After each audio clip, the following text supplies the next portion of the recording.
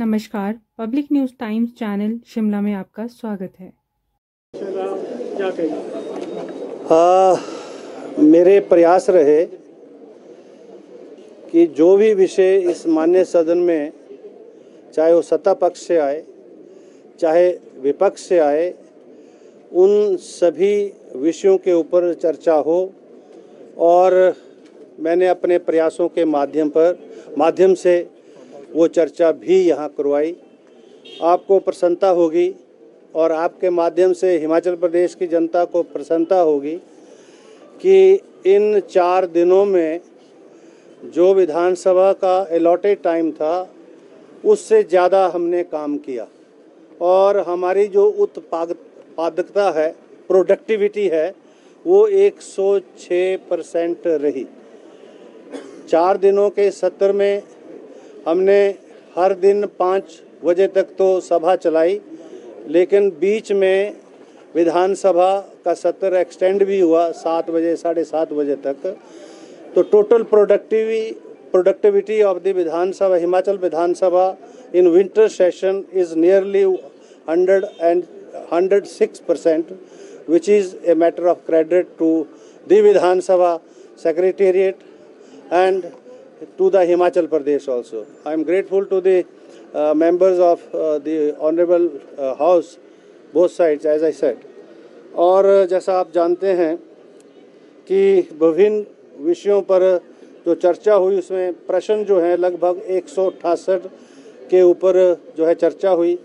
जो अनस्टार्ट है उनमें 55 में, नियम 61 के अंतर्गत 2, नियम 62 में 2, 67 में 1, 101 में 3, 102 में 1, 130 में 2, 324 में 6 और 0 आवर के माध्यम से लगभग 27 विषय जो है माननीय सदस्यों के द्वारा अपने अपने चुनाव क्षेत्रों और हिमाचल प्रदेश से संबंधित उठाए गए, जिस पर जो है कार्रवाई जो है विभागों के द्वारा निश्चित समय में करने के आदेश हमने विधानसभा के माध्यम से दिए।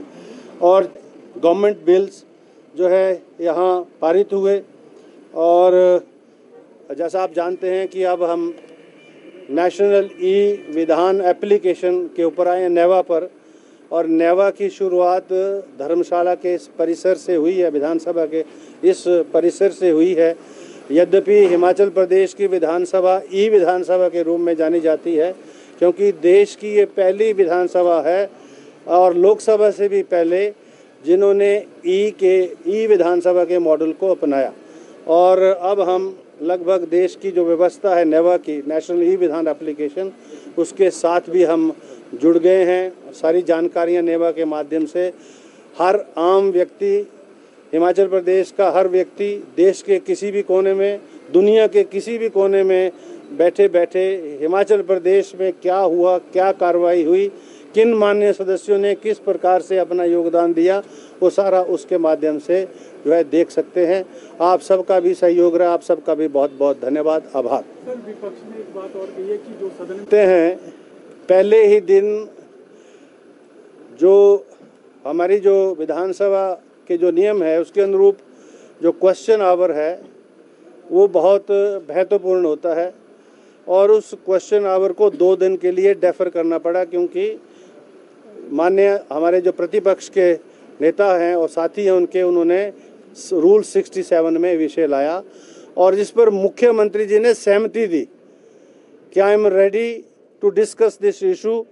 और अगर ये चाहते हैं कि सारा बिजनेस डेफर कर दिया जाए, एडजॉर्न कर दिया जाए, आई एम रेडी फॉर दैट। तो हाउस तो कंसेंसस से चलता है। जब दोनों दलों ने अपनी सहमति प्रकट की, मैंने उसके ऊपर जो है अपनी कोई रूलिंग नहीं देनी चाहिए और हमने उस विषय को लगातार 2 दिन के लिए डिस्कस किया। और जो समय अंदर जो यूटिलाइज हुआ उसमें लगभग सत्ता पक्ष को 9 घंटे और प्रतिपक्ष को 8.5 घंटे का समय दिया गया। लगभग बराबर समय जो है दोनों पक्षों को दिया गया। अब ये अलग विषय है, आज भी जो है वो जो है अंदर विधानसभा से जो है उन्होंने प्रोटेस्ट किया, मैं तो प्रोटेस्ट कहूँगा, बाइकआउट तो क्या, और किस विषय पर क्या मुद्दा था जिसके ऊपर उन्होंने प्रोटेस्ट किया, ये तो वही जानते हैं, वही एक्सप्लेन करेंगे। तो मैं अनकॉल्ड फॉर प्रोटेस्ट के माध्यम से भी सदन के समय का जो है वो पूरी तरह से यूटिलाइजेशन नहीं हुआ, तो इसका आरोप किस पर जाता है वो अपने आप में इसका निष्कर्ष निकाल लें। शून्यकाल पहली बार इंट्रोड्यूस हुआ, कैसा अनुभव रहा शून्यकाल का, क्योंकि एक नया इतिहास रचा गया? मुझे बहुत अच्छा अनुभव हुआ और माननीय सदस्यों की भी बहुत सारा अनुभव हुआ। 4 दिन का सत्र था और 2 दिन लगातार सारा बिजनेस डेफर हुआ। 2 दिन जो बचे हुए थे उसमें जो है हमने लगभग 26 विषय, और माननीय सदस्यों में बहुत उत्सुकता थी जो है अपने चुनाव क्षेत्र के विषयों को इस माननीय सदन में रखने का, लेकिन और मैंने ये देखा कि 2 दिनों में ही संख्या जो है बढ़कर जो रेजोल्यूशंस की है वो इतनी ज़्यादा हुई है। मुझे लगता है कि बजट सत्र में हमको इसका जो है बैलेट करना पड़ेगा, क्योंकि हम आधा घंटा के लिए यही सीमित विषय ले सकते हैं। तो ये लगता है कि ये एक अच्छा डिसीजन था जो पहले हो जाना चाहिए था, किसी से नहीं लिया गया। हमने हिम्मत करके वो निर्णय लिया और जिसका फ़ायदा जो है माननीय सदस्यों के माध्यम से हिमाचल प्रदेश की जनता को मिलेगा। स्पीकर साहब, ये लगातार दूसरा मौका है, विपक्ष से कोई ये हमारे सब के लिए दुखदाई है, क्योंकि लोकतंत्र प्रजातंत्र में जितनी जिम्मेवारी सत्ता पक्ष की है उससे ज़्यादा जिम्मेवारी विपक्ष की है, और विपक्ष को ज़्यादा जिम्मेदार होकर जो है सहयोग भी करना चाहिए, अपने पक्ष को रखना भी चाहिए। और मुझे नहीं मालूम, क्योंकि 5 वर्षों में सत्ता परिवर्तन होता है, तो पिछले 5 वर्षों में सत्ता में जो रहे लोग हैं जिनको हिमाचल प्रदेश के विषयों की पूरी जानकारी है, हिमाचल प्रदेश के तथ्यों की पूरी जानकारी है, और मुझे आज तो लगने लगा कि अंदर जिस तरह से दोनों दलों में कुछ विषयों के ऊपर जो मैं कह रहा था स्टेट इश्यूज़ हैं, जो स्टेट इशू एम्प्लॉयमेंट का स्टेट इशू है, रिसोर्सेज का स्टेट इश्यूज है, रिसोर्सेज का प्रोपोर्शनेट डिस्ट्रीब्यूशन ये स्टेट इश्यूज है, तो इसके ऊपर क्यों ना कैमरा प्रोसीडिंग्स हों।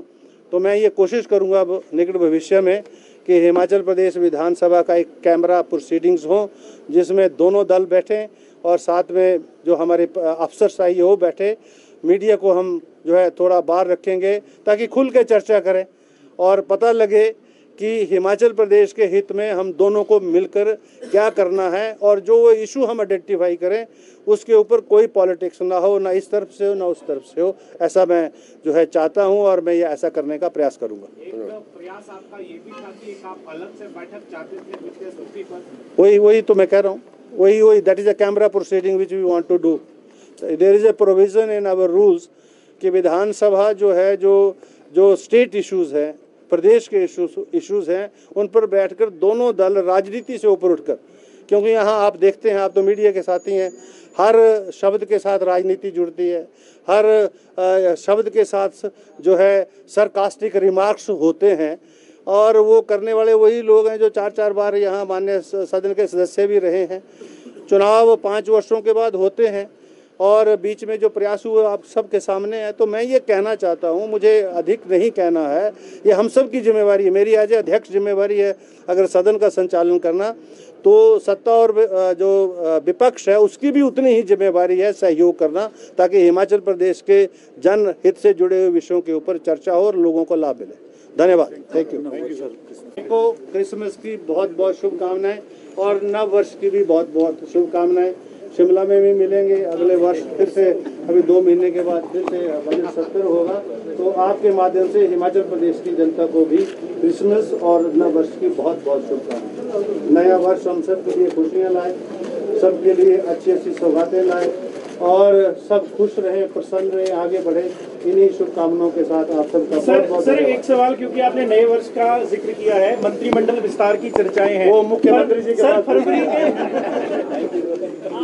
नहीं बोलेंगे भाई, इसी मेरा देख। धन्यवाद। रोजाना ताज़ा खबरों के लिए जुड़े रहें public news times channel Shimla के साथ सभी सोशल मीडिया प्लेटफॉर्म पर।